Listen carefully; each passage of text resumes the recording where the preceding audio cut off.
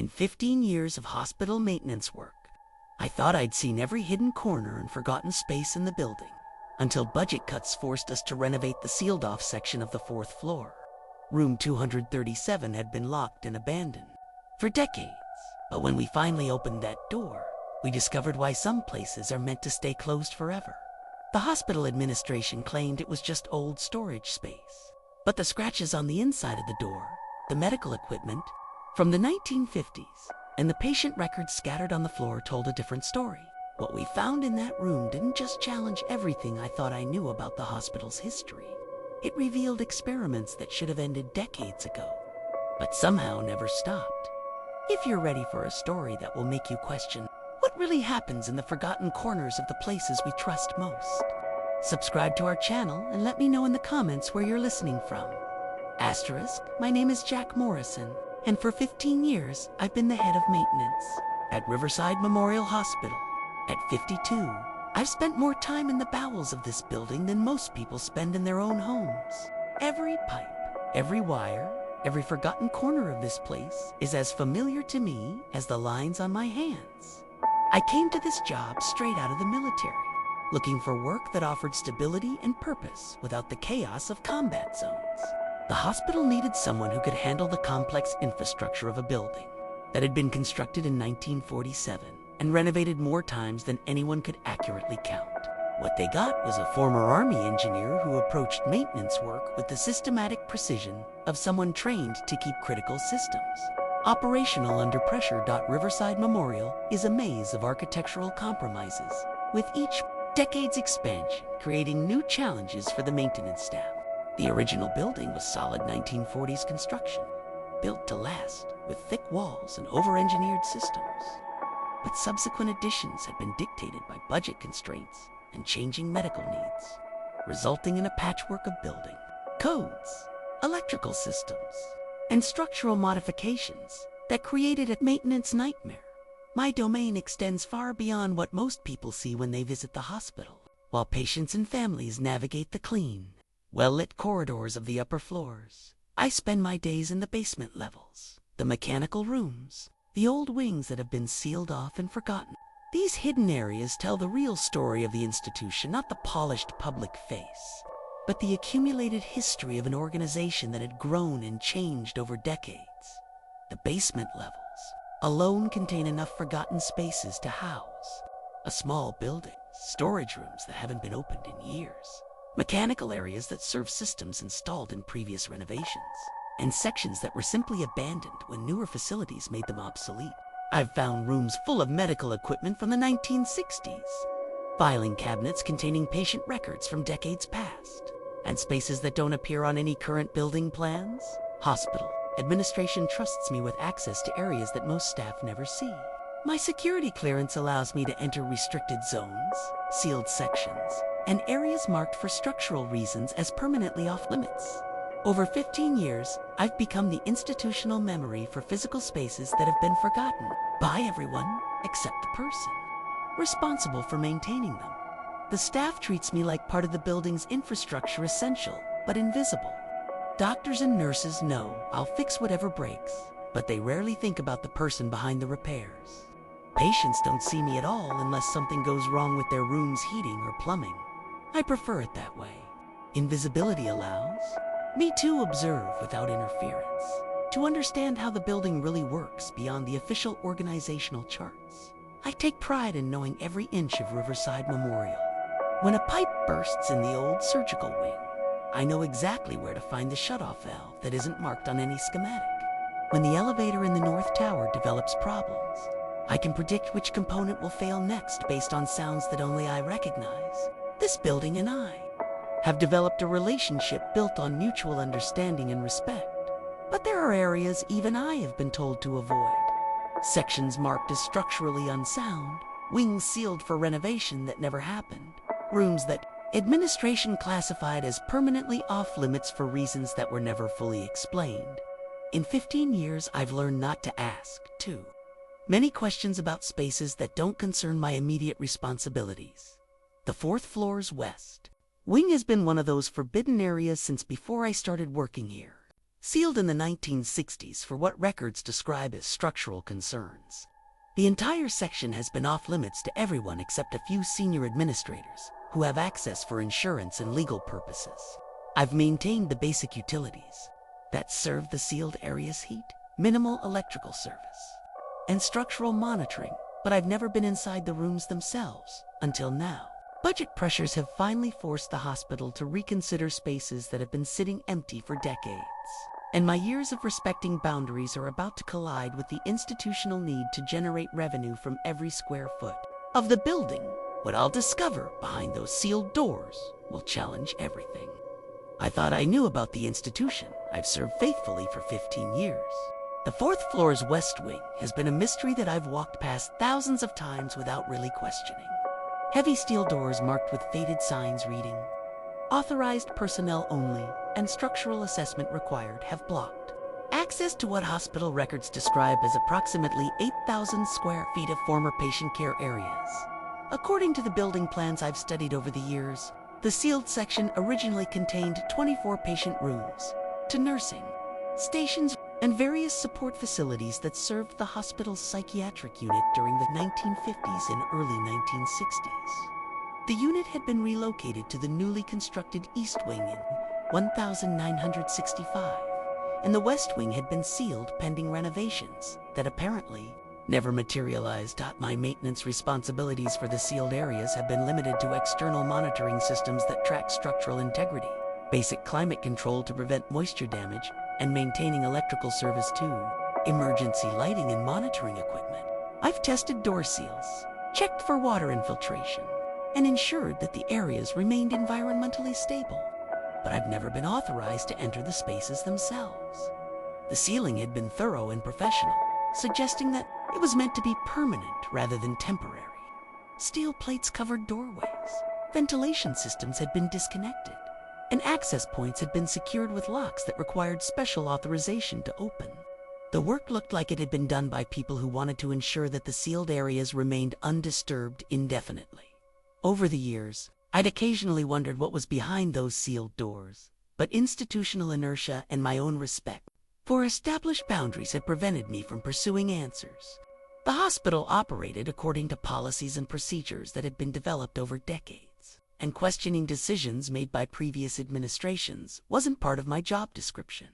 Budget constraints have a way of forcing institutions to reconsider long-standing policies, and Riverside Memorial's financial pressures have reached the point where no space can remain unutilized. Declining patient census, reduced insurance reimbursements, and increased operating costs have created revenue shortfalls that threaten the hospital's long-term viability. The sealed fourth floor West Wing represents potential solutions to financial problems that can't be solved through cost-cutting alone. 8,000 square feet of former patient care areas could be renovated to house 20 additional patient rooms, generating revenue that could help stabilize the hospital's financial position.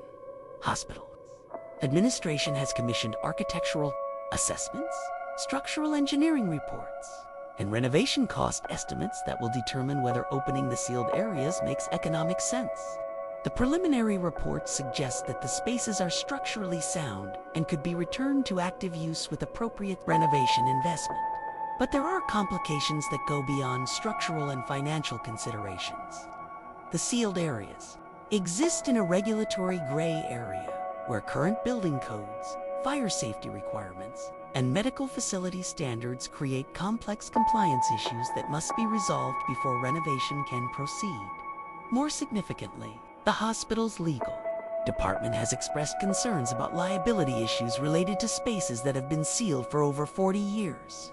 Insurance coverage, historical documentation, and potential legal exposure from unknown conditions in the sealed areas represent risks that must be carefully evaluated. The decision to proceed with renovation will require careful coordination between multiple departments, regulatory agencies, and external contractors.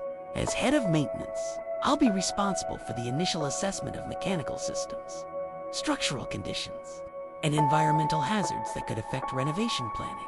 My first assignment is conducting a comprehensive inspection of the sealed areas to identify issues that must be addressed before renovation can begin. This will require opening doors that have been sealed for decades and entering spaces that no one has accessed since the 1960s. The prospect of finally seeing what lies behind those steel doors creates a mixture of anticipation and unease that I can't entirely explain. 15 years of respecting boundaries has created assumptions about why certain areas remain off limits, and I'm about to learn whether those assumptions were justified.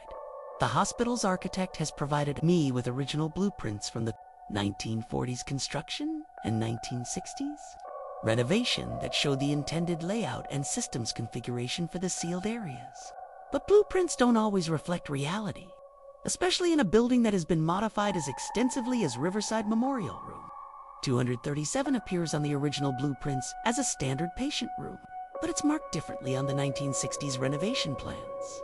Unlike other rooms in the West Wing, room 237 shows additional security, features, and electrical modifications that suggest it served specialized purposes that weren't reflected in routine patient care.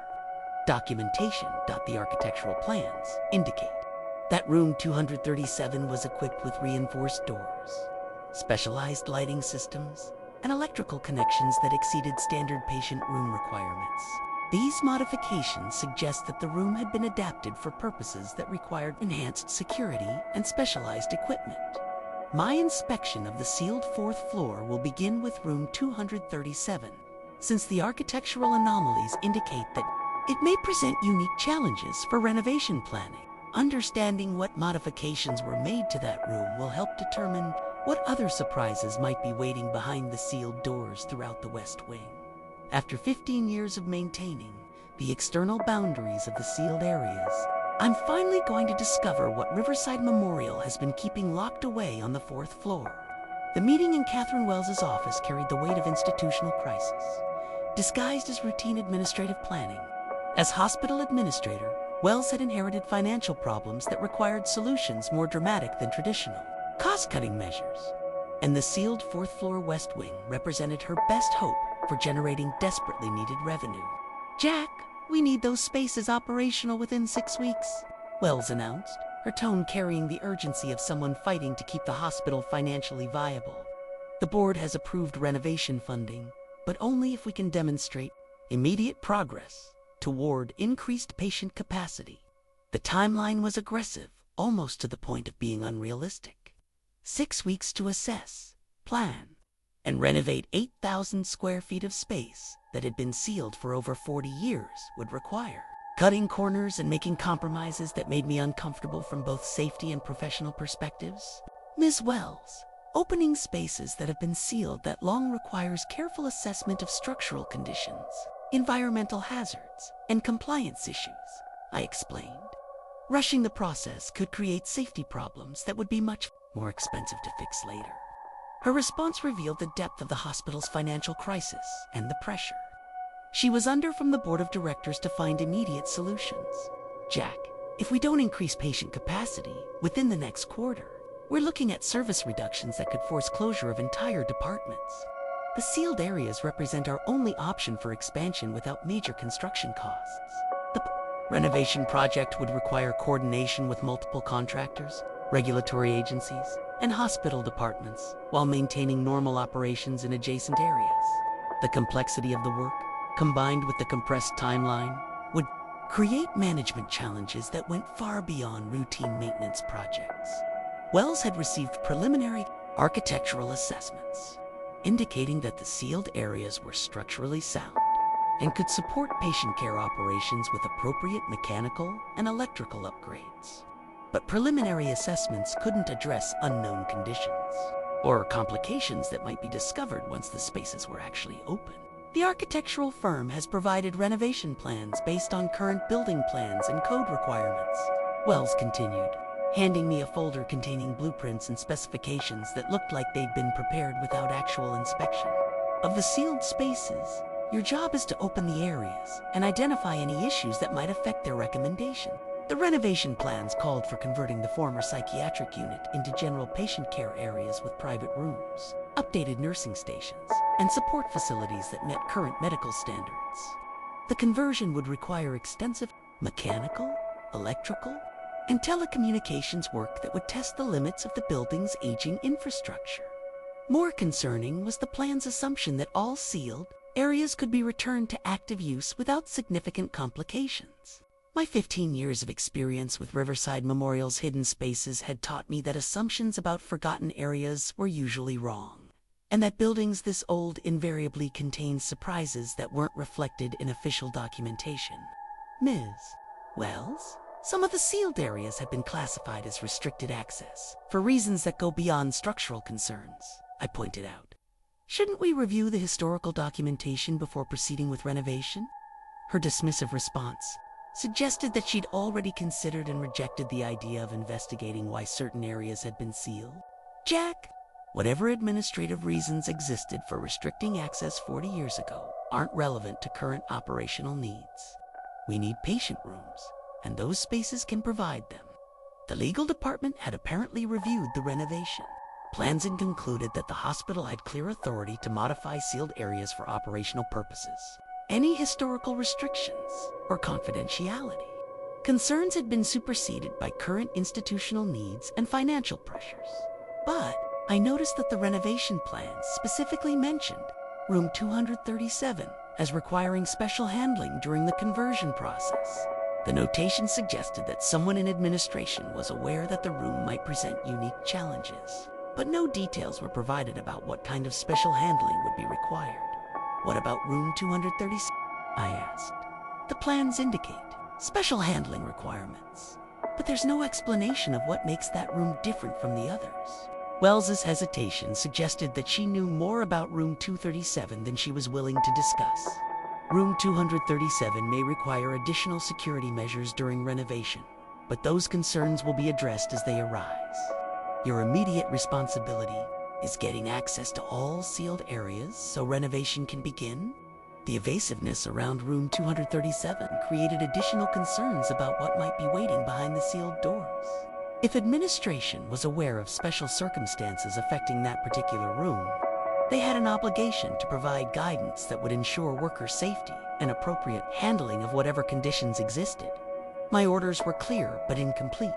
Open all sealed areas in the 4th floor west wing, conduct preliminary assessment of renovation requirements, and prepare spaces for contractor access within 1 week. The compressed timeline and limited guidance suggested that administration wanted the areas opened quickly, before anyone had time to raise questions about why they'd been sealed in the first place. The renovation project represented either an opportunity to restore valuable institutional space to productive use, or a rushed decision that would uncover problems that had been deliberately hidden for over 40 years. Based on my experience with Riverside Memorial's forgotten spaces, I suspected it would be the latter. As I left Wells's office with renovation orders and master keys that would provide access to the sealed areas, I realized that I was about to learn secrets that the hospital had been keeping locked away since before I was born. Whether those secrets would complicate renovation or threaten the institution's reputation remained to be seen. But my instincts suggested that opening doors that had been sealed for 4 decades would reveal more than just empty patient rooms. Opening the sealed 4th floor west wing began with removing steel plates that had been welded over doorways 40 years earlier. The metalwork was professional grade, designed to create permanent barriers that would discourage casual investigation. While maintaining structural integrity of the building's security envelope, my cutting torch made quick work of the exterior seals. But each barrier I removed revealed additional layers of security that suggested the sealing process had been more complex than routine space closure. Behind steel plates were reinforced doors with multiple lock mechanisms, and behind those doors were spaces that had been preserved in ways that defied my expectations. The first rooms I entered looked like they'd been abandoned yesterday, then sealed for decades. Medical equipment remained in place, covered with dust, but showing no signs of deterioration that should have occurred during 40 years of storage. Charts hung on walls, personal items sat on desks, and everything appeared to have been left exactly as it was during normal operations. The preservation was remarkable and unsettling. Temperature and humidity controls had apparently maintained environmental conditions that prevented normal aging and decay, creating spaces that felt frozen in time rather than abandoned. But the preservation raised questions about why such care. had been taken to maintain areas that were supposedly sealed for structural reasons. Room after room revealed the same pattern: 1950s medical equipment in pristine condition. Patient documentation scattered on surfaces, as if staff had simply walked away mid-shift, and personal belongings that suggested sudden rather than planned closure of the psychiatric unit. The nursing stations contained medication cabinets still, stocked with pharmaceuticals from the 1960s, patient charts organized according to systems that hadn't been used in decades, and communication equipment that represented the cutting edge of hospital technology from before I was born. Everything had been left in place, as if the unit might resume operations at any moment. But there were disturbing details that didn't match the narrative of routine unit relocation. Some patient rooms contained restraint equipment that exceeded anything I'd seen in modern psychiatric facilities. Heavy leather straps, metal restraint tables, and locking mechanisms suggested levels of patient control that wouldn't be acceptable under current medical standards. The patient documentation that I found scattered throughout the sealed areas contained information that made me increasingly uncomfortable. Treatment notes described procedures and medications that didn't match my understanding of psychiatric care, even allowing for changes in medical practice over several decades. Names appeared repeatedly in the documentation: Dr. Harrison Vega, as primary physician for most cases, and patients whose treatment seemed to focus on behavioral modification and consciousness alteration, rather than conventional psychiatric therapy. The language was clinical, but the descriptions suggested experimental procedures that went beyond standard medical care. Some rooms contained equipment that I couldn't identify despite my familiarity with hospital systems and medical technology, electrical apparatus that seemed designed for patient treatment but didn't match any current medical equipment, monitoring devices that appeared to measure brain activity, an apparatus that looked more like research equipment than therapeutic tools. The deeper I explored the sealed areas, the more convinced I became that the psychiatric unit hadn't been relocated for space reasons. The sudden abandonment, the careful preservation, and the experimental equipment suggested that something had forced an immediate closure that required sealing the entire area without time for proper decommissioning. Most of the doors in the sealed wing opened easily once I'd removed the exterior barriers. But room 237 remained stubbornly inaccessible, despite my best efforts. Multiple locks, reinforced construction, and warning signs in multiple languages indicated that this particular space had been secured more thoroughly than any other area in the sealed wing. The systematic exploration of the 4th floor west wing was revealing a psychiatric unit that had operated according to procedures and policies that didn't match anything in current hospital documentation. The sealed areas contained evidence of medical practices that raised serious questions about what kind of treatment had been provided to patients during the unit's operation. But room 237 remained locked, secured behind barriers that suggested it contained something more significant than the abandoned medical equipment and patient documentation I'd found elsewhere in the sealed wing. Whatever was behind that particular door had been deemed important enough to warrant security measures that exceeded anything else in the sealed areas. My renovation assessment was becoming a historical investigation that revealed institutional practices I wasn't prepared to understand or evaluate. The sealed areas weren't just empty spaces waiting for renovation. They were repositories of medical history that someone had been determined to hide from scrutiny. Room 237 was the last door I approached on the sealed 4th floor, and it was immediately clear that this space had been secured differently from all the others. While the rest of the West Wing had been sealed with standard institutional procedures, room 237 had been locked down with multiple security measures that suggested someone had been very determined to prevent access. The door itself was reinforced steel, heavier than the standard hospital room doors used throughout the rest of the wing. 3 separate deadbolt locks had been installed at different heights, each requiring different keys and showing signs of being added at different times over the decades. The original hospital lock had been supplemented with 2 additional security mechanisms that weren't part of standard institutional hardware. Posted warnings around the doorframe went beyond the authorized personnel only. Signs used elsewhere in the sealed areas. Multiple languages: English, Spanish, and what appeared to be German, warned against unauthorized entry. The German text was particularly puzzling, since I couldn't recall any German-speaking staff or patient populations that would have required multilingual warnings. My master keys, which had opened every other door in the sealed wing, were useless against room 237's security system. The standard hospital lock mechanisms had been bypassed by the additional deadbolts, and my authority as head of maintenance apparently didn't extend to whatever lay behind this particular door. More concerning was my discovery that room 237 wasn't connected to the building's main electrical or HVAC systems, while other rooms in the sealed wing had maintained environmental controls that preserved their contents. Room 237 operated on independent power and climate systems that didn't appear on any building schematics. I'd reviewed the independent utilities, suggested that room 237 had been designed for operations that required isolation from normal hospital infrastructure. Whatever had occurred in that space needed to be self-contained and separate from the systems that served routine patient care areas. Hospital records contained no documentation explaining room 237's special status or the reasons for its enhanced security measures. Unlike other areas in the sealed wing, which had clear documentation about their closure and sealing, room 237 appeared to have been erased from official institutional memory. My investigation of hospital archives revealed that room 237 had been removed from patient census records, nursing assignments, and maintenance schedules sometime in the late 1970s. The room had simply disappeared from official documentation while remaining physically present. Behind its locked door, the security measures weren't just about preventing unauthorized access. They were designed to contain whatever was inside room 237.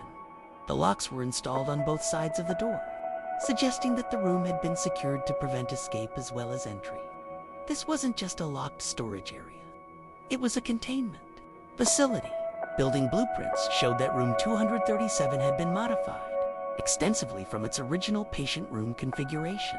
Additional electrical capacity, specialized ventilation systems, and structural reinforcements indicated that the room had been adapted for purposes that exceeded normal patient care requirements. The modifications appeared to have been made gradually, over several years during the 1960s and 1970s, suggesting that room 237's special purpose had evolved rather than being planned from the beginning. Each upgrade had enhanced the room's isolation and security capabilities. Physical evidence around the doorframe showed signs of recent maintenance that contradicted the 40-year closure of the sealed wing. Fresh lubricant on lock mechanisms, recently replaced weather stripping, and updated security hardware indicated that someone had been accessing room 237, even after the rest of the wing had been abandoned. The maintenance records that I'd kept for 15 years showed no work orders for room 237, no service calls, and no authorized access to that particular space. Yet the physical evidence clearly indicated ongoing maintenance and occasional access that wasn't reflected in official documentation. As I stood outside room 237's locked door, I realized that my renovation assessment had uncovered a space that operated according to rules and procedures that weren't part of normal hospital operations.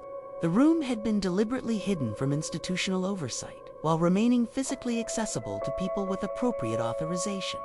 Whatever was behind that door represented the culmination of the secrets I'd been discovering throughout. The sealed wing, the experimental equipment, patient documentation, and evidence of unethical medical practices had all been leading to this particular room and whatever it contained.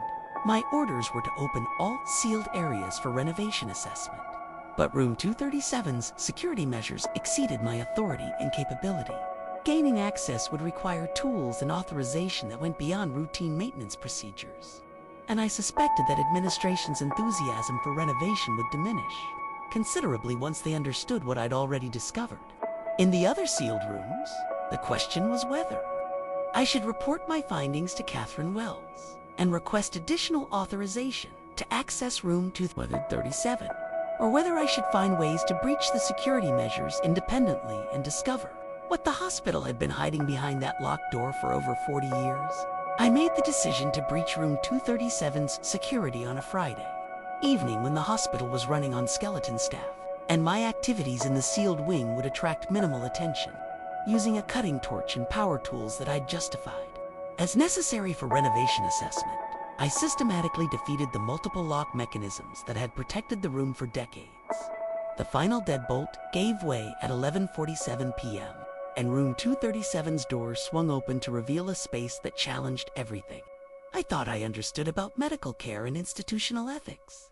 What lay within wasn't just an abandoned patient room, it was a laboratory designed for human experimentation that had operated in secret for decades. The room contained medical equipment that belonged in a museum of psychiatric horrors rather than a modern hospital. A restraint table dominated the center of the space, equipped with leather straps, metal restraints, and electrical connections that suggested it had been used for procedures involving electrical stimulation of restrained patients. Electroshock apparatus lined one wall, but not the controlled therapeutic devices used in legitimate psychiatric treatment. These machines were experimental equipment designed for applying electrical current to specific areas of the brain, with controls that allowed precise manipulation of voltage, frequency, and duration far beyond anything used in standard medical practice. Brain monitoring equipment filled another section of the room, with dozens of electrodes, recording devices, and apparatus for measuring electrical activity while patients were subjected to various stimulation procedures. The monitoring setup suggested systematic data collection during experimental treatments that were being documented for research purposes. But it was the patient files scattered throughout room 237 that revealed the true horror of what had occurred. In that space, hundreds of individual cases documented experimental procedures conducted on psychiatric patients, terminal patients, and individuals who had been classified as research volunteers without apparent informed consent. The files contained detailed records of procedures that violated every principle of medical ethics. Lobotomies performed on patients without brain abnormalities, drug trials using substances that weren't approved for human use, and electrical stimulation experiments designed to alter personality and consciousness rather than treat specific medical conditions. Patient names appeared repeatedly in documentation that described them as subjects rather than people receiving medical care. Treatment notes focused on experimental outcomes rather than patient welfare, and follow-up records tracked the effects of procedures on cognitive function, personality changes, and behavioral modification. Dr. Harrison Vega's name appeared as primary researcher on virtually every file in room 237, with detailed notes describing his experimental protocols and objectives. His research focused on consciousness alteration, behavioral control, and personality modification through procedures that combined brain surgery, electrical stimulation, and pharmaceutical experimentation. The files revealed that room 237's experiments had continued for over 2 decades. From the early 1950s through the late 1970s, hundreds of patients had been subjected to procedures that were disguised as therapeutic treatment, but were actually unauthorized human experimentation designed to advance Vega's research into consciousness and behavioral control. Some files contained photographs that documented the effects of experimental procedures on patients. Before and after images showed dramatic personality changes, cognitive deterioration, and physical damage resulting from procedures that had permanently altered the people who had trusted the hospital with their care. The documentation revealed that many patients had been subjected to multiple experimental procedures over months or years, with their conditions deteriorating as Vega refined his techniques and tested new approaches to consciousness modification. The files read like torture records, disguised as medical research. Financial records hidden among the patient files showed that Vega's research had been funded through grants from government agencies, pharmaceutical companies, and private organizations that were interested in consciousness control and behavioral modification. The funding had enabled decades of human experimentation without institutional oversight or ethical review. Most disturbing were the files indicating that some of the experimental procedures had been adopted as standard treatments in psychiatric facilities throughout the region. Techniques developed through unauthorized human experimentation had been incorporated into routine medical practice without disclosure of their unethical origins. Computer equipment from the 1990s had been connected to Vega's original experimental apparatus, suggesting that data collection and analysis had continued long after the psychiatric unit had been officially closed. Someone had been maintaining and updating the research systems, even after the rest of the sealed wing had been abandoned. Fresh documentation, dated within the past 5 years, indicated that Room 237's experiments hadn't ended with Vega's departure. Current hospital staff had been accessing the room, reviewing historical data, and potentially continuing research that built on decades of unethical human experimentation. The evidence in Room 237 revealed that Riverside Memorial Hospital had been the site of systematic human rights violations that had continued for decades without oversight, accountability, or informed consent from the patients who had been subjected to experimental procedures. As I stood surrounded by the documentation of institutional evil, I realized that my renovation assessment had uncovered crimes that challenged the hospital's reputation, legal standing, and moral authority. The sealed areas hadn't been closed for structural reasons. They had been hidden to prevent discovery of human experimentation that violated every principle of medical ethics. Room 237 contained evidence that could destroy the institution I'd served faithfully for 15 years. But it also documented suffering that deserved acknowledgement and justice for the victims, who had been exploited by people they had trusted with their lives. The question was whether I had an obligation to expose the truth regardless of the consequences, or whether I should protect the institution by ensuring that Room 237's secrets remained buried behind locked doors where they had been hidden for over 40 years. Spending the weekend in Room 2, reviewing patient files revealed the systematic nature of Dr. Vega's experiments and the scope of human suffering that had been inflicted in the name of medical research. Each file told a story of trust betrayed and lives destroyed by procedures that had no therapeutic purpose beyond advancing experimental knowledge. Margaret Collins, admitted in 1954 for treatment of depression following her husband's death, had been subjected to 17 different experimental procedures over 6 months. Vega's notes described her as an ideal subject for consciousness alteration experiments because her grief made her compliant and unlikely to question treatment decisions. The progression of Margaret's treatment revealed Vega's systematic approach to human experimentation. Initial procedures involved pharmaceutical trials using drugs that weren't approved for human use, followed by electrical stimulation experiments designed to test her responses to different types of brains. Manipulation. Margaret's personality had been deliberately altered through procedures that Vega documented as successful modifications of her emotional responses and cognitive patterns. Follow-up notes described her as significantly changed and suitable for discharge after 6 months of experimental treatment that had permanently damaged her capacity for normal emotional experience. Robert Chen, a 23-year-old admitted for alcoholism treatment in 1961, had been selected for Vega's research into behavioral control and addiction modification. His file contained detailed documentation of procedures designed to eliminate his addiction through brain surgery and electrical stimulation that targeted specific areas. Associated with impulse control, Vega's experimental approach to Robert's treatment involved lobotomy procedures that removed brain tissue associated with addiction behaviors, followed by electrical stimulation designed to create new neural pathways that would eliminate his desire for alcohol. The procedures had succeeded in eliminating his addiction, but had also destroyed his capacity for normal emotional responses and social interaction. David Martinez, admitted for anxiety treatment in 1967, had been subjected to Vega's experiments in consciousness transfer and personality modification. His file contained documentation of procedures designed to implant foreign memories and alter his fundamental personality characteristics through a combination of brain surgery, electrical stimulation, and pharmaceutical intervention. The experiments on David had involved attempts to transplant memories from other patients into his brain, creating artificial experiences that would replace his natural personality development. Vega's notes described these procedures as partially successful in creating personality changes, but David had suffered permanent cognitive damage that left him unable to distinguish between real and implanted memories. Jennifer Walsh, admitted for treatment of eating disorders in 1972, had been used in Vega's research into consciousness control and behavioral programming. Her treatment had involved procedures designed to eliminate her personality completely and replace it with programmed responses that would make her completely compliant to authority figures. The file documented Vega's attempts to create what he termed blank slate consciousness through procedures that destroyed Jennifer's original personality and replaced it with artificially created behavioral patterns. The experiments had succeeded in eliminating her eating disorder.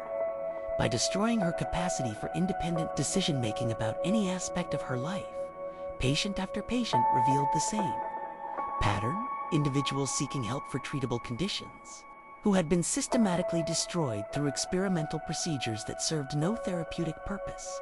The files documented hundreds of cases spanning 3 decades, representing a systematic program of human experimentation that had operated without oversight or accountability.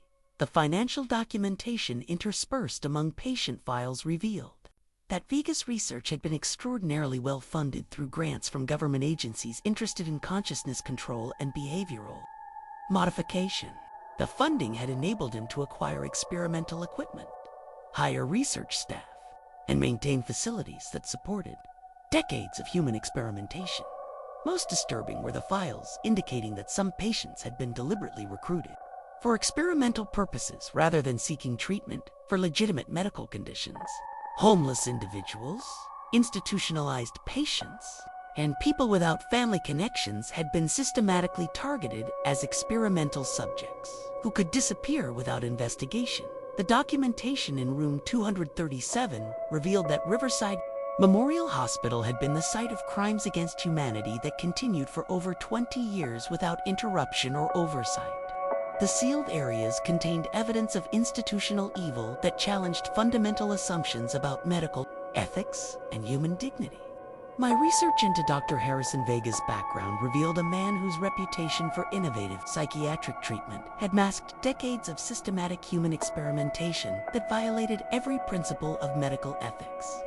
Hospital archives and medical journals painted a picture of a researcher whose work had influenced psychiatric treatment throughout the region while concealing its unethical foundations. Vega had arrived at Riverside Memorial in 1952 with credentials from European medical schools and research experience that positioned him as an expert in consciousness studies and behavioral modification. His hiring had been part of the hospital's effort to establish a prestigious psychiatric research program that would attract patients and funding from throughout the region. Medical journals from the 1950s and 1960s contained numerous articles, authored by Vega, describing innovative treatments for depression, anxiety, and behavioral disorders. His published research had been widely cited and had influenced psychiatric practice at hospitals throughout California, establishing his reputation as a pioneer in consciousness research. But comparing Vega's published articles with the patient files from room 237 revealed that his legitimate research had been based on data obtained through unauthorized human experimentation. The treatment outcomes he'd published as therapeutic successes had actually been the results of experimental procedures that had permanently damaged the patients involved. Hospital board minutes from the 1950s through 1970s showed that the research program had been a source of institutional pride and financial benefit. Grants and donations attracted by his reputation had funded expansion of psychiatric facilities and establishment of research programs that enhanced the hospital's academic standing. Vega's research had been particularly attractive to government agencies and pharmaceutical companies interested in consciousness control and behavioral modification during the Cold War era. Federal funding had supported his work under programs that were later revealed to be part of unethical human experimentation conducted throughout the United States during that period. The hospital's financial records showed that Vega's research program had generated millions of dollars in revenue through grants, contracts, and licensing agreements for techniques he'd developed through human experimentation. The financial success had made hospital administration reluctant to question his methods or oversight his research activities. Personnel records revealed that several staff members had raised concerns about Vega's research methods during the 1960s and early 1970s. Nurses, social workers, and junior physicians had filed reports expressing concern about patient treatment and experimental procedures that seemed to exceed therapeutic necessity. The institutional response to staff concerns had been to transfer or terminate employees who questioned Vega's research rather than investigating their allegations. Hospital administration had consistently protected Vega's work and suppressed criticism that might have revealed the true nature of his experimental program. Vega career at Riverside Memorial had ended abruptly in 1978 with no official explanation for his departure. Personnel files contained no documentation of resignation, termination, or retirement proceedings, suggesting that his departure had been negotiated privately to avoid publicity or investigation. Legal documents from the late 1970s revealed that several former patients or their families had initiated litigation against the hospital, alleging unauthorized experimentation and medical malpractice. The cases had been settled out of court with confidentiality agreements that prevented public disclosure of the allegations or evidence. The settlement agreements had required the hospital to seal Vega's research facilities and destroy documentation related to his experimental program.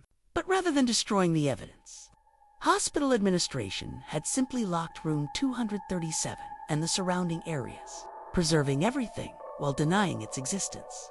Financial records showed that the hospital had continued to benefit from Vega's research legacy through licensing agreements and royalty payments for psychiatric techniques that were being used throughout the medical community. The revenue stream had provided ongoing financial incentive to protect Vega's reputation and suppress evidence of his unethical methods. Medical conferences and professional journals continued to cite Vega's research and recommend his treatment techniques, unaware that the foundation of his work had been systematic human experimentation. His influence on psychiatric practice had perpetuated methods derived from procedures that would be considered torture if conducted outside medical settings. The most disturbing discovery was that current hospital staff were apparently unaware of the true origins of treatment protocols they used routinely. Psychiatric techniques developed through Vega's experiments had become standard practice, influencing patient care throughout the institution without disclosure of their unethical foundations.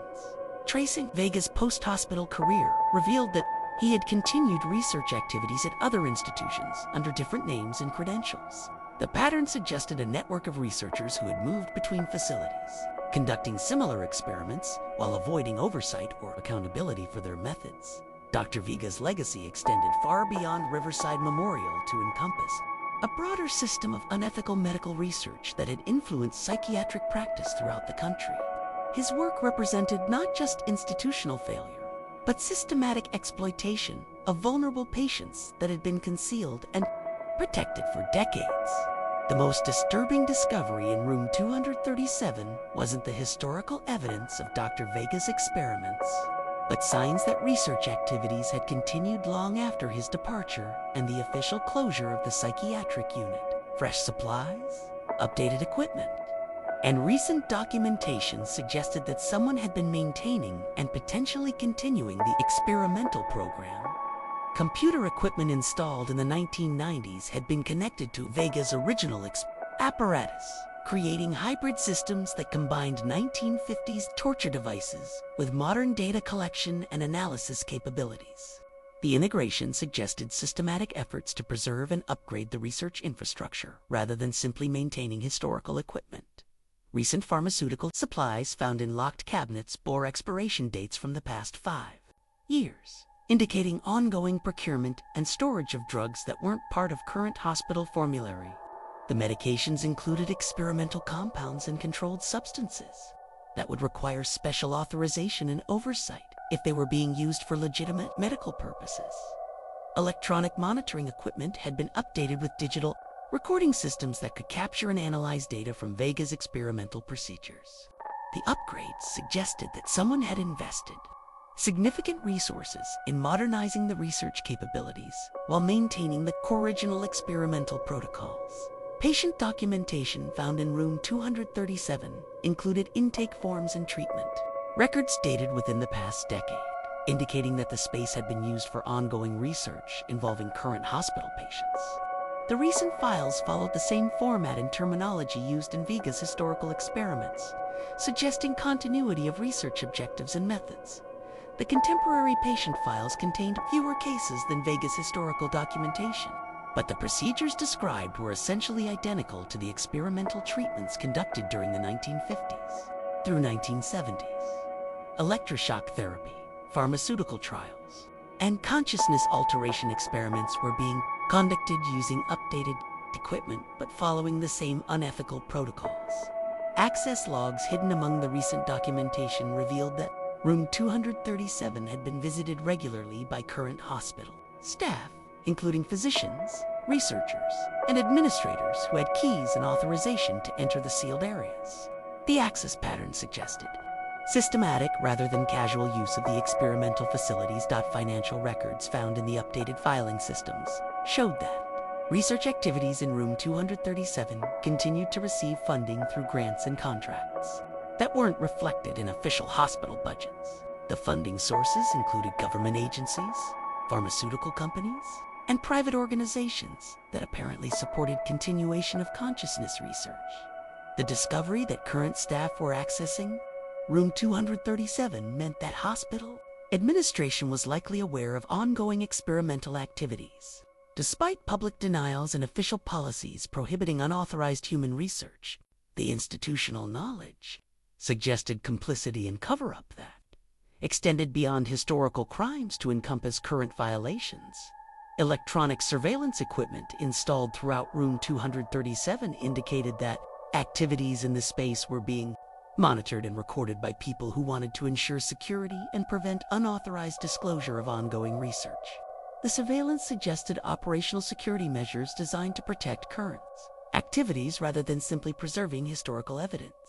Communication equipment found in the updated systems showed connections to external networks that allowed coordination with researchers at other facilities. The network suggested that room 237 was part of a broader research program that continued to operate across multiple institutions while avoiding official oversight.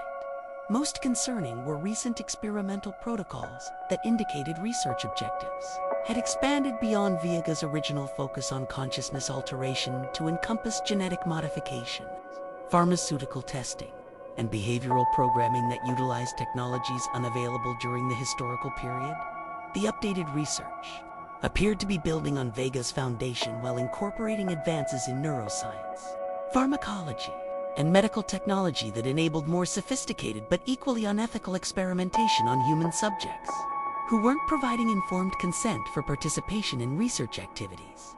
Personnel schedules found among the recent documentation showed that current hospital staff were being assigned to work in room 237 during overnight shifts when their activities would be less likely to attract attention or oversight. The scheduling suggested systematic efforts to conceal ongoing research from hospital administration and regulatory agencies. The evidence of current research activities meant that my discovery of room 237 had uncovered not just historical crimes, but ongoing violations that were continuing to affect patients who trusted Riverside Memorial with their medical care. The experimental program that had operated for decades without oversight was still active and potentially expanding its scope. Realizing that the horrors documented in room 237 weren't just historical artifacts, but ongoing crimes changed my understanding of the situation and my obligations as someone who had discovered evidence of systematic human rights violations. The research wasn't a past mistake that could be quietly buried. It was a current crisis that required immediate action to protect vulnerable patients from continued exploitation. Confronting Catherine Wells about room 237's contents required careful preparation and strategic thinking about how to present evidence of ongoing human experimentation without immediately triggering institutional damage control measures. I scheduled the meeting for Monday morning, ostensibly to provide my renovation assessment, but actually to gauge administrial's knowledge of the experimental program. Wells's reaction to my initial questions about room 237 revealed that she possessed far more knowledge about the sealed areas than she had indicated during our previous discussions. Her careful responses and immediate involvement of legal counsel suggested that hospital administration had been anticipating discovery of the experimental facilities. Jack, room 237 contains historical materials related to former research programs that were discontinued decades ago, Wells explained with the measured tone of someone who had prepared responses to questions about sensitive topics. Those materials require special handling due to confidentiality and legal considerations that don't affect the renovation project. Her dismissive characterization of room 237's contents as historical materials contradicted the evidence I discovered of ongoing research activities and recent experimental procedures. The deliberate misrepresentation suggested institutional awareness of current violations and active efforts to conceal their scope. Legal counsel Robert Martinez joined the meeting within minutes of my first questions about Room 237, indicating that discussions about the experimental facilities triggered predetermined institutional responses designed to limit liability exposure and prevent disclosure of sensitive information. Mr. Morrison, any materials you may have encountered in sealed areas are subject to patient confidentiality protections and institutional legal privileges that prevent unauthorized disclosure, Martinez announced. Your role is limited to renovation, assessment, not review of historical medical documentation. The legal intervention confirmed that administration was fully aware of Room 237's contents and had developed strategies for managing discovery of the experimental program.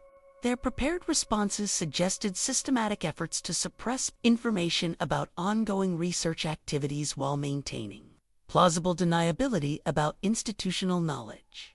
Wells's instructions for handling Room 237 revealed the extent of institutional planning for managing the experimental program's exposure.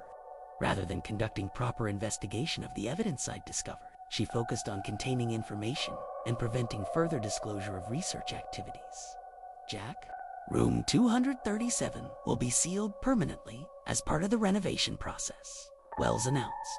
All materials in that space will be removed by specialized contractors who have appropriate clearance for handling confidential medical records. Your involvement with that particular room is concluded.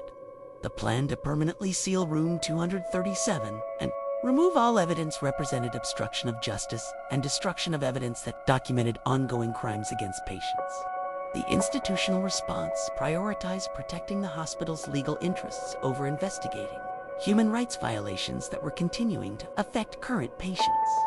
Martinez's explanation of confidentiality requirements revealed the legal strategy that had enabled decades of human experimentation without oversight or accountability. Patient privacy protections were being misused to prevent disclosure of experimental procedures that violated the rights of the people those laws were designed to protect. Mr. Morrison, discussing any materials you encountered in Room 237 with external parties would violate federal patient privacy laws and create personal liability exposure that could result in criminal prosecution, Martinez warned. Your observations in sealed areas are protected by institutional confidentiality agreements that govern your employment. The legal threats were designed to ensure my silence about ongoing experimental activities while preventing investigation of evidence that could expose systematic human rights violations. The hospital was using privacy laws and employment agreements to obstruct justice and protect institutional interests. Wells's final instructions revealed the scope of the cover-up and the hospital's commitment to protecting the experimental program, regardless of its impact on patients or staff who might object to ongoing violations. Jack, renovation of the 4th floor will proceed according to the original timeline, but Room 237 will be excluded from the project. That space will be handled separately through procedures that don't involve maintenance staff or external contractors. The meeting confirmed that hospital administration was actively complicit in concealing and protecting ongoing human experimentation that violated every principle of medical ethics and patient safety. The institutional response to my discovery focused entirely on damage control rather than investigating or ending violations that were continuing to affect vulnerable patients. Locating survivors of Dr. Vega's experiments required systematic research through patient files from Room 237 and cross-referencing names with current public records to identify individuals who might still be alive and willing to discuss their experiences. The process revealed both the scope of the experimental program and the long-term damage inflicted on people who had trusted the hospital with their care. Margaret Collins, now 87 and living in a senior care facility across town, agreed to meet with me after I explained that I'd discovered documentation of her treatment at Riverside Memorial during the 1950s. Her initial suspicion gave way to relief when she realized that someone was finally taking seriously experiences that medical professionals had dismissed for decades. They told me the treatments were necessary for my depression, Margaret explained during our conversation in the facility's common area. But what they did to me wasn't treatment, it was torture disguised as medical care. Dr. Vega destroyed parts of my brain that controlled my ability to feel emotion normally. Margaret's account of her 6 months under Viga's care corroborated the documentation I'd found in room 237, but provided additional details about the psychological manipulation and coercion that had enabled the experimental procedures. Patients had been isolated from family members and told that experimental treatments were their only hope for recovery. They convinced me that my family didn't care about me and that the hospital staff were the only people who wanted to help. Margaret continued, "When you're grieving and vulnerable, you believe people who claim they can take away your pain, even when their methods seem extreme." Robert Chen, now 79, had spent 40 years dealing with the cognitive and emotional damage resulting from Viga's experimental procedures, designed to eliminate his alcoholism through brain surgery and electrical stimulation. His recovery from alcohol addiction had been achieved through methods that had destroyed his capacity for normal social interaction and emotional expression. The treatments stopped my drinking, but they also stopped my ability to feel joy, love, or connection with other people, Robert explained during our phone conversation. "I've spent 40 years living like an emotionally dead person because Dr. Vega decided that was preferable to being an alcoholic." Robert's attempts to pursue legal action against the hospital during the 1980s had been unsuccessful due to statute of limitations issues and the hospital's use of confidentiality agreements and financial settlements to silence other potential witnesses. His case had been dismissed without investigation of the experimental procedures he'd endured. Jennifer Walsh, now 68, had survived Viga's attempts to create blank slate consciousness through procedures that had eliminated her original personality and replaced it with programmed responses designed to make her completely compliant to authority figures. Her recovery had required decades of therapy to rebuild her capacity for independent thought and decision-making. "What Dr. Vega did to me was worse than murder," Jennifer said during our meeting at a coffee shop near her home. "Murder ends your life, but his experiments destroyed my personality and left me alive to deal with the consequences. I've spent 50 years trying to figure out who I really am underneath the programming he installed." The survivors' accounts revealed systematic patterns in Viga's experimental procedures that weren't apparent from reading patient files alone. The selection of vulnerable patients, the use of psychological manipulation to gain compliance, and the deliberate isolation from family members and advocates had enabled experimental procedures that would have been impossible with proper informed consent. Each survivor described being told that their experimental treatments were cutting-edge therapeutic procedures that represented their best hope for recovery. The deception had been systematic and sophisticated, involving falsified documentation, manipulated family communications, and institutional support that made resistance seem impossible. The long-term effects of Viga's experiments had devastated the survivors' lives in ways that extended far beyond the immediate physical and psychological damage. Relationships had been destroyed, careers had been ended, and families had been permanently damaged by personality changes that made normal human connection impossible. Most disturbing were the survivors. Reports that other hospitals and medical facilities had used similar experimental procedures during the same time period, suggesting that Riverside Memorial's program had been part of a broader network of unethical research that had affected thousands of patients throughout the region and country. The survivors expressed gratitude that someone was finally investigating Viga's experimental program, but they also warned about the institutional resistance and legal obstacles that had prevented accountability for decades. Hospital administration, government agencies, and legal systems had consistently protected the experimental program rather than the victims who had suffered from its violations.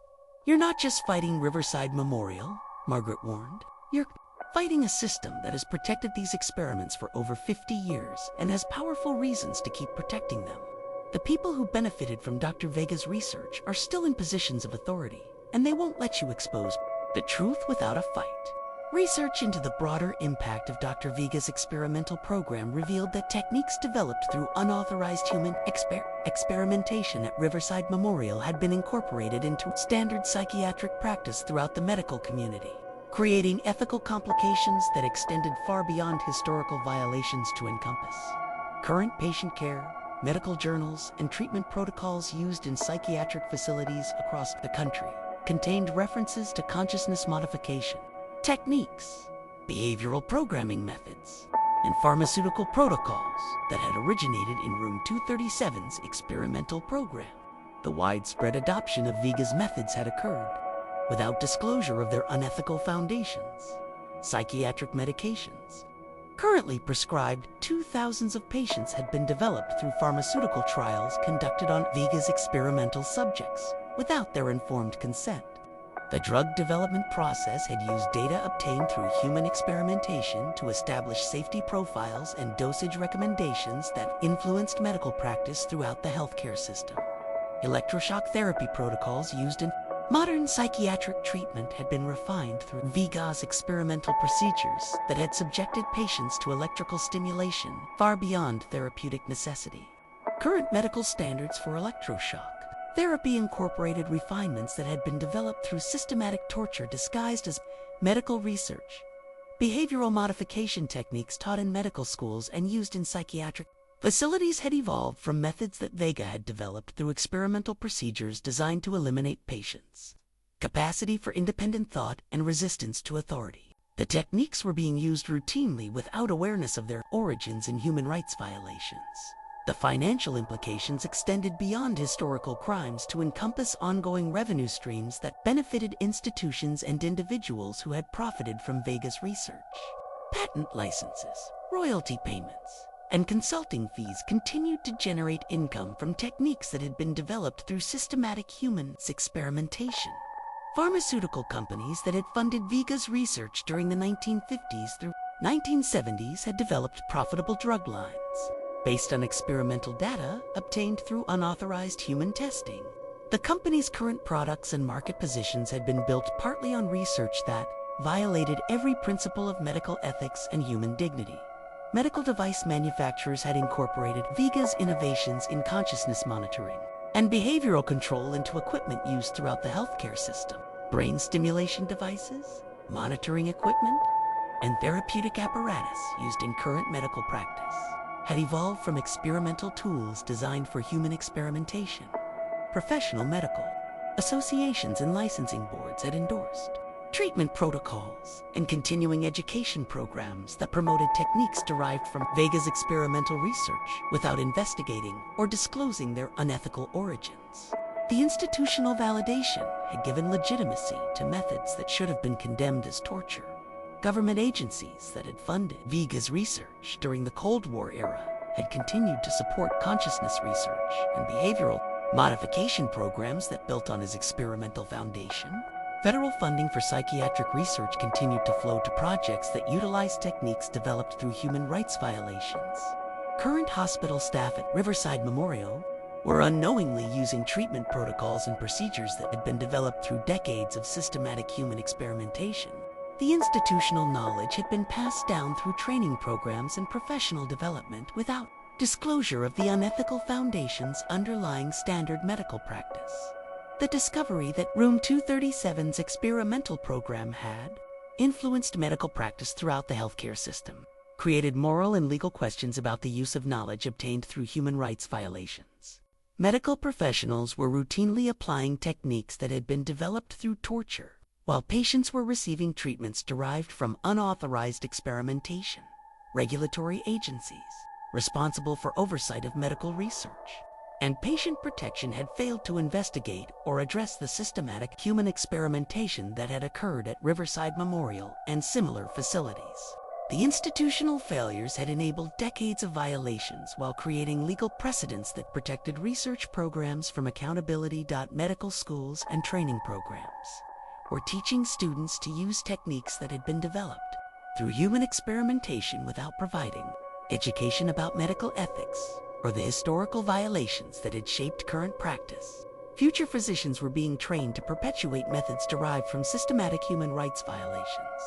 The most disturbing implication was that current patients throughout the healthcare system were receiving treatments that had been developed through procedures that would be considered torture if conducted outside medical settings. The widespread use of techniques derived from human experimentation meant that Vega's legacy continued to affect vulnerable patients who had no knowledge of the origins of their treatment. Professional medical organizations had responsibilities to investigate the ethical foundations of treatment protocols and ensure that current practice didn't perpetuate methods derived from human rights violations. But institutional resistance to acknowledging historical crimes had prevented examination of the unethical origins underlying standard medical procedures. The evidence from room 237 revealed that addressing the hospital's experimental program would require confronting systematic problems throughout the medical establishment that had benefited from and continued to utilize knowledge obtained through decades of unauthorized human experimentation. Hospital administration's response to my discovery of room 237 escalated beyond verbal warnings to systematic intimidation, designed to prevent further investigation and ensure my silence about ongoing experimental activities. The institutional pressure confirmed that the hospital was committed to protecting the research program regardless of its impact on patients or staff who objected to human rights violations. My access to the sealed fourth floor was terminated immediately following my meeting with Catherine Wells and Robert Martinez. Security protocols were updated to prevent my entry to areas containing evidence of experimental procedures, and my master keys were modified to exclude locks that might provide access to sensitive documentation. Personnel changes were implemented throughout the maintenance department to limit my authority and prevent independent investigation of hospital areas that might contain additional evidence of experimental activities. Junior staff members were reassigned to work under different supervisors, and my responsibilities were restricted to routine maintenance tasks that wouldn't require access to restricted areas. Financial pressure was applied through changes to my employment contract that reduced overtime opportunities, eliminated performance bonuses, and created disciplinary documentation that could support termination if I continued investigating experimental activities. The economic coercion was designed to make continued employment dependent on compliance with institutional demands for silence. Legal threats were escalated through formal notification that discussing room 237's contents with external parties would violate confidentiality agreements and patient privacy laws that carried criminal penalties and civil liability exposure. The hospital's legal team made it clear that whistleblowing about experimental activities would result in personal prosecution and financial ruin. Surveillance of my activities was implemented through monitoring systems that tracked my movements throughout the hospital and documented my access to areas that might contain sensitive information. The surveillance created a work environment where any deviation from approved duties could be detected and used to justify disciplinary action. Other maintenance staff were systematically reassigned to prevent them from accessing sealed areas or discovering evidence of experimental activities. The personnel changes eliminated potential witnesses while ensuring that knowledge of room 237's contents remained limited to individuals who could be controlled through employment pressure and legal threats. Room 237 itself was scheduled for immediate demolition as part of an expedited renovation project that would destroy all evidence of experimental procedures.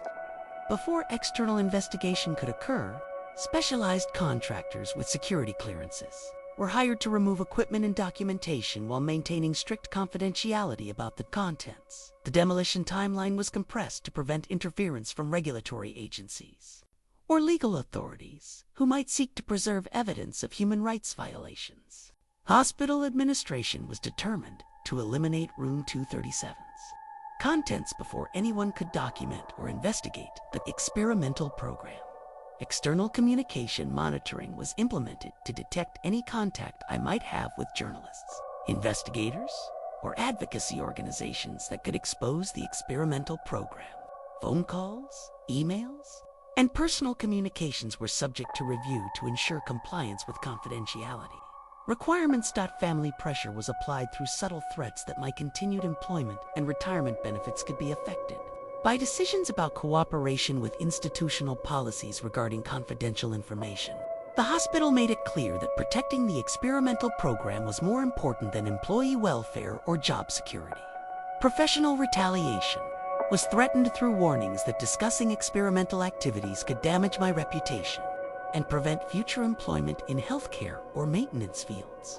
The hospital's connections with other institutions could ensure that whistleblowing would effectively end my career in any related industry. The most disturbing aspect of the intensified cover-up was evidence that similar pressure had been applied to previous employees who had discovered evidence of experimental activities. Personnel files revealed patterns of sudden resignations, transfers, and terminations that had eliminated potential witnesses over decades. The institutional response demonstrated that Riverside Memorial was prepared to use any means necessary to protect the experimental program, including systematic intimidation of employees who might expose ongoing human rights violations. The cover-up had become as systematic and ruthless as the experimental procedures it was designed to conceal. The hospital's escalating threats and systematic intimidation forced me to make a choice between personal safety and moral obligation to expose ongoing human rights violations. The decision to document and preserve evidence from Room 237 required careful planning and acceptance of consequences that could destroy my career and financial security. Photographing Room 237's contents had to be accomplished during overnight shifts, when surveillance was minimal and my absence from normal duties would be less likely to attract attention. Using personal equipment, I systematically documented experimental apparatus, patient files, and evidence of ongoing research activities that the hospital was preparing to destroy. The photography sessions required multiple visits to capture thousands of pages of patient documentation, detailed images of experimental equipment, and comprehensive coverage of Room 237's layout and contents. Each session carried risk of discovery that would result in immediate termination and criminal prosecution under the confidentiality agreements I'd been forced to sign. Digital storage of the evidence required secure methods that would prevent hospital administration from accessing or destroying documentation through computer monitoring or legal seizure of personal devices. Cloud storage services and encrypted backup systems provided protection against institutional efforts to eliminate evidence through technology control. Contact with investigative journalist Sarah Chen from the Regional Health Reporter required careful communication protocols that avoided hospital monitoring systems, while establishing credibility and providing preliminary evidence of the experimental program. Chen's background in medical accountability stories made her an appropriate contact for exposing institutional violations. Mr. Morrison, what you're describing represents one of the most significant medical ethics violations in modern healthcare, Chen observed during our initial phone conversation. But exposing this story will require extensive documentation and verification from multiple sources to overcome the legal and political obstacles that have protected this program for decades. Legal consultation with civil rights attorney Michael Rodriguez provided guidance about whistleblower protections and strategies for exposing institutional violations while minimizing personal liability under confidentiality agreements and employment contracts. Rodriguez's experience with healthcare accountability cases helped develop approaches that could survive legal challenges. Jack, your employment agreements and the confidentiality restrictions create significant legal obstacles. But public interest in exposing ongoing human rights violations may provide protection under whistleblower statutes, Rodriguez explained. However, you need to understand that the hospital will use every available legal tool to prevent disclosure and punish anyone who threatens their experimental program. Coordination with survivors of Vega's experiments was essential for providing independent verification of historical violations and demonstrating the long-term impact of experimental procedures on patients who had trusted the hospital with their care. The survivors' willingness to speak publicly, despite decades of intimidation, provided moral authority that enhanced the credibility of the evidence. Financial preparation for retaliation required securing personal assets and preparing for potential loss of employment, legal expenses, and economic hardship that typically resulted from challenging institutional violations. The hospital's track record of destroying whistleblowers made economic consequences inevitable, regardless of legal protections. Documentation of current experimental activities required additional evidence that could prove ongoing violations rather than just historical crimes. Access to recent patient files, scheduling records, and personnel assignments provided proof that Room 237's experimental program was continuing to affect current patients. Media strategy development with Chen involved planning disclosure that would maximize public impact while protecting sources and ensuring that evidence couldn't be suppressed through legal injunctions or institutional pressure. The timing and presentation of evidence would determine whether exposure resulted in accountability or successful cover-up. External verification of evidence required consultation with medical experts, ethics specialists, and human rights advocates who could evaluate the experimental program and provide professional opinions about violations of medical ethics and patient safety. Expert validation would be essential for overcoming institutional claims that the evidence was misunderstood or misrepresented. Security measures for protecting sources and evidence included protocols for preventing retaliation against survivors, maintaining confidentiality of documentation methods, and ensuring that evidence couldn't be eliminated through institutional pressure or legal action. The hospital's history of aggressive retaliation made source protection critical for successful exposure. The preparation process revealed the scope of institutional power that protected the experimental program and the resources that would be deployed to prevent accountability. Hospital administration, legal teams, financial interests, and political connections represented formidable opposition to efforts to expose ongoing human rights violations. But the moral imperative to protect current and future patients from continued experimental exploitation outweighed personal concerns about retaliation and consequences. The evidence from Room 237 documented crimes that demanded exposure regardless of the institutional power protecting them. As I completed documentation and prepared for public disclosure, I understood that exposing the experimental program would likely end my career in financial security while triggering legal battles that could continue for years. But the alternative was allowing systematic human rights violations to continue, while more vulnerable patients were exploited by people they trusted with their medical care. Sarah Chen's investigative report exposing Room 237 and decades of human experimentation at Riverside Memorial Hospital created immediate national attention and forced public confrontation with institutional violations that had been hidden for over 40 years. The story's publication triggered investigations, legal action, and public outrage that administration couldn't suppress through damage control or legal intimidation.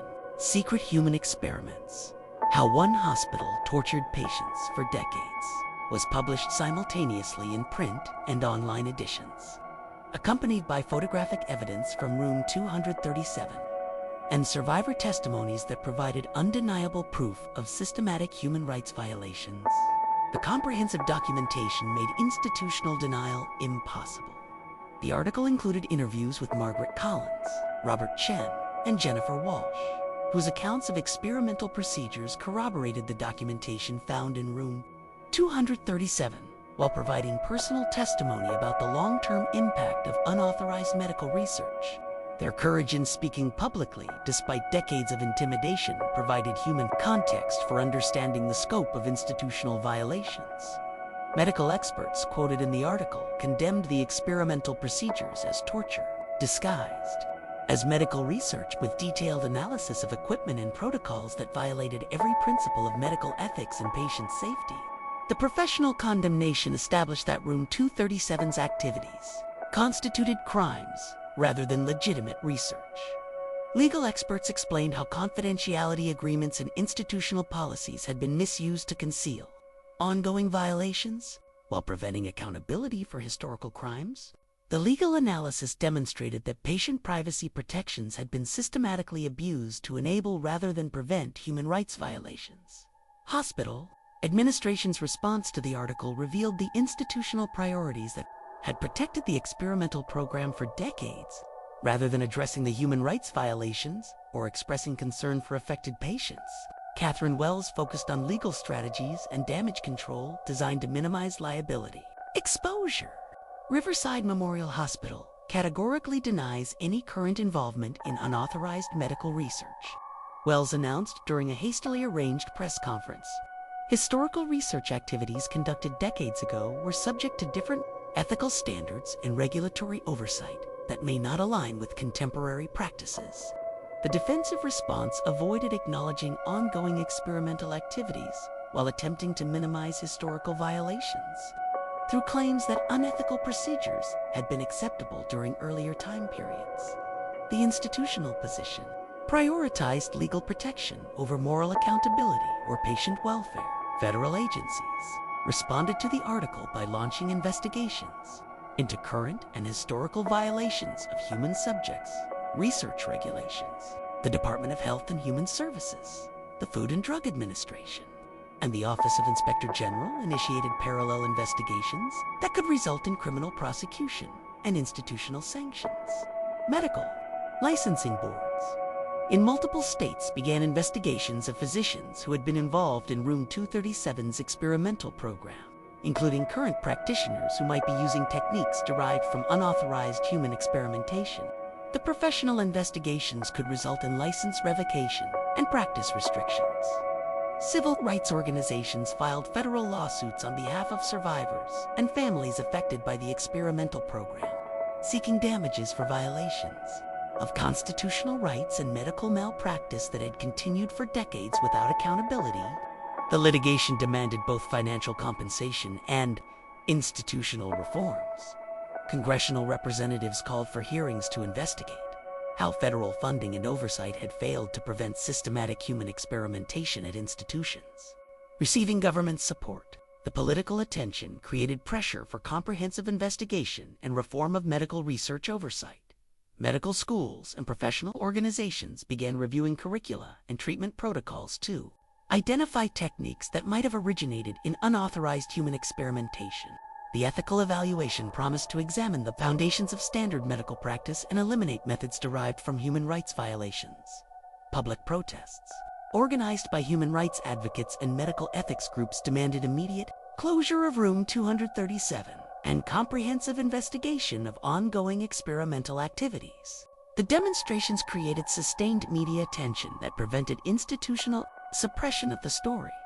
Pharmaceutical companies and medical device manufacturers faced scrutiny of products and techniques that had been developed using data from Riverside Memorial's experimental program.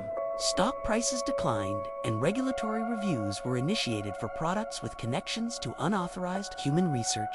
International human rights organizations condemned the experimental program as evidence of systematic violations within the United States healthcare system. The global attention damaged American credibility in international forums, addressing medical ethics and human rights protection. The most significant impact was the prevention of Room 237's demolition and the preservation of evidence that would support ongoing investigations and legal proceedings. Court orders prevented destruction of experimental equipment and documentation while ensuring access for investigators and prosecutors. Within weeks of the article's publication, similar experimental programs were discovered at hospitals throughout the country, suggesting that Riverside Memorial's violations were part of a broader pattern of institutional misconduct that had affected thousands of patients over decades. The public exposure had achieved what 40 years of cover-up had prevented: comprehensive accountability for systematic human rights violations and protection for current patients from ongoing experimental exploitation. The institutional power that had protected the experimental program was finally being challenged by public outrage and legal authority that couldn't be suppressed or intimidated. The federal investigation that followed Sarah Chen's exposure resulted in the most comprehensive examination of institutional human experimentation since the Nuremberg trials, revealing systematic violations that extended far beyond Riverside Memorial to encompass a network of hospitals and research facilities that had conducted unauthorized medical research for decades. Department of Health and Human Services investigators confirmed that Room 237's experimental program had violated federal regulations governing human subjects research, patient consent, and institutional oversight. The violations were systematic and extensive, affecting hundreds of patients over more than 20 years. While generating millions of dollars in research funding, criminal indictments were filed against 12 current and former hospital administrators, physicians, and researchers who had participated in or concealed ongoing experimental activities. The charges included conspiracy to violate civil rights, medical malpractice, and obstruction of justice for efforts to suppress evidence and intimidate witnesses. Catherine Wells and Robert Martinez faced federal prosecution for their roles in concealing ongoing experimental activities and attempting to destroy evidence that documented human rights violations. Their legal strategy focused on claiming ignorance of current violations while minimizing their responsibility for historical crimes. Dr. Harrison Vega, now 18-9 and living under an assumed identity in Arizona, was extradited to face charges related to his experimental program at Riverside Memorial. His prosecution represented the first criminal accountability for violations that had been concealed and protected for over 40 years. Civil settlements were reached with survivors and families affected by the experimental program, providing financial compensation that acknowledged decades of suffering while establishing legal precedents for institutional accountability. The settlements totaled over $50 million and included funding for ongoing medical care and psychological support. Margaret Collins, Robert Chen, and Jennifer Walsh became advocates for other survivors, while working with federal investigators to identify additional victims and document the scope of experimental procedures that had affected their lives. Their testimony was essential for establishing criminal liability and civil damages. Riverside Memorial Hospital faced institutional sanctions that included suspension of federal funding, revocation of research privileges, and mandatory oversight of all medical activities. The sanctions were designed to prevent future violations while ensuring that current patients received appropriate protection and care. Room 237 was transformed into a memorial and education center that honored the victims of human experimentation while teaching medical professionals about ethics and patient rights. The preserved space served as a reminder of institutional obligations and the consequences of abandoning moral principles in medical practice. Federal legislation was enacted requiring comprehensive reporting of all medical research activities, mandatory oversight of institutional programs, and whistleblower protections for employees who reported violations of patient rights or research ethics. The reforms were designed to prevent future cover-ups while encouraging accountability. Medical licensing boards implemented new requirements for continuing education about research ethics and patient rights, ensuring that future physicians understood their obligations to protect patients from unauthorized experimentation. The educational programs emphasized moral principles over institutional loyalty. Professional medical organizations developed new ethical guidelines that explicitly prohibited the use of techniques or knowledge derived from unauthorized human experimentation. The standards required disclosure of research, origins, and elimination of practices that had been developed through human rights violations. My role in exposing the experimental program led to recognition as a federal whistleblower and protection under statutes that prevented retaliation, while providing financial compensation for the career consequences of challenging institutional violations. The protection enabled continued advocacy for patient rights and institutional accountability. Employment as an advocate for institutional transparency in healthcare allowed me to work with other whistleblowers and investigators to identify and expose medical facilities that might be conducting unauthorized research or violating patient rights. The work represented a natural extension of maintenance responsibilities to include protecting vulnerable people from institutional abuse. The accountability process had achieved comprehensive justice for victims while establishing legal and institutional frameworks that would prevent future violations. The systematic reforms addressed both historical crimes and ongoing risks to ensure that medical institutions served patient welfare rather than research interests that prioritized advancement over human dignity.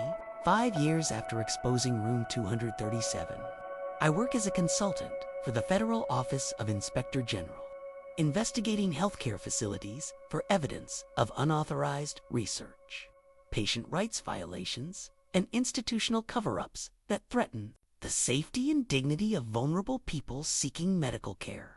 The work has taught me that hidden spaces in institutional buildings often contain hidden truths about organizational priorities and moral failures. Every hospital, clinic, and medical facility contains areas that are forgotten, sealed off, or restricted from normal oversight. These spaces accumulate the institutional memories that organizations prefer not to acknowledge, evidence of practices that were once acceptable but are now recognized as violations. Documentation of decisions that prioritized convenience over patient welfare, and artifacts of research that pushed ethical boundaries beyond acceptable limits. The maintenance worker's perspective provides unique access to these hidden institutional spaces because we're trusted with keys, expected to work independently, and generally invisible to the administrative and medical staff who make policy decisions. Our familiarity with building systems and forgotten areas positions us to discover evidence that might remain concealed from other forms of oversight. Room 237 wasn't unique in its contents, or its concealment. It was representative of institutional practices that occurred throughout the medical establishment during periods when oversight was minimal and patient advocacy was weak. Similar spaces have been discovered at hospitals across the country, revealing patterns of unauthorized research that affected thousands of patients over decades.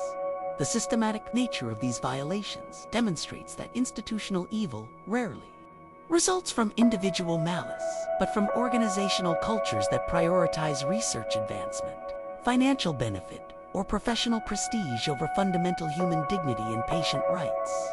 Good people can become complicit in systematic violations when institutional pressure normalizes unethical practices. Healthcare workers at every level have moral obligations that transcend employment contracts and institutional loyalty. When we discover evidence of patient harm, research violations, or cover-ups that threaten vulnerable people, our professional responsibilities require action, regardless of personal consequences or career risks. The legal protections for whistleblowers in healthcare have improved significantly since Room 237's exposure. But institutional retaliation remains a serious risk for employees who challenge organizational violations. The decision to expose institutional wrongdoing requires careful preparation and acceptance of consequences that can affect career prospects and financial security. But the alternative to speaking out is complicity in ongoing harm to patients who trust medical institutions with their lives and welfare. The maintenance worker who ignores evidence of patient abuse, the nurse who remains silent about unsafe practices, and the physician who tolerates research violations become accessories to institutional crimes that continue until someone finds the courage to demand accountability. The survivors of Room 237's experimental program have taught me that institutional violations create trauma that extends far beyond immediate physical harm to encompass decades of psychological damage, family disruption, and social isolation. The people who were exploited by systems they trusted require ongoing support and recognition that acknowledges the scope of harm they endured. Margaret Collins, Robert Chen, and Jennifer Walsh continue to work with other survivors in advocacy organizations to ensure that institutional accountability includes not just punishment for violators, but comprehensive support for people whose lives were damaged by systematic violations. Their advocacy demonstrates that victims can become powerful agents for preventing future harm to others. The memorial that replaced Room 237 serves as both tribute to victims and education center for medical professionals who need to understand how institutional failures can lead to systematic human rights violations. The preserved space reminds visitors that medical progress must never come at the expense of human dignity or patient welfare. Professional medical education now includes comprehensive training about research ethics, patient rights, and institutional obligations that emphasize moral principles over organizational loyalty. The educational programs are designed to prepare future healthcare workers to recognize and resist institutional pressure that compromises patient safety or human dignity. But the most important lesson from Room 237 is that institutional accountability requires constant vigilance from people at every level of organizational hierarchy: maintenance workers, administrative staff, healthcare providers, and patients themselves must remain alert to signs of institutional violations and willing to speak out when evidence suggests that organizational practices threaten human welfare. Hidden Rooms teaches that institutions can conceal systematic violations for decades when oversight is inadequate and accountability is avoided. But they also teach us that evidence of institutional crimes eventually surfaces when people with access and moral courage decide that human dignity is more important than organizational protection. The work continues in hospitals, clinics, and medical facilities throughout the country, where maintenance workers, healthcare providers, and administrative staff encounter evidence of practices that challenge institutional integrity. The question is whether they will have the courage to open doors that institutions prefer to keep locked, and whether they will speak out when they discover truths that powerful organizations want to keep hidden. Every building has room 237. The question is whether we'll have the moral courage to look inside when we find it, and whether we'll accept our obligation to protect vulnerable people from institutions that prioritize their own interests over human dignity and basic rights. Sometimes, the most important maintenance work isn't fixing broken systems, it's exposing systems that are working exactly as they were designed to, at the expense of the people they claim to serve.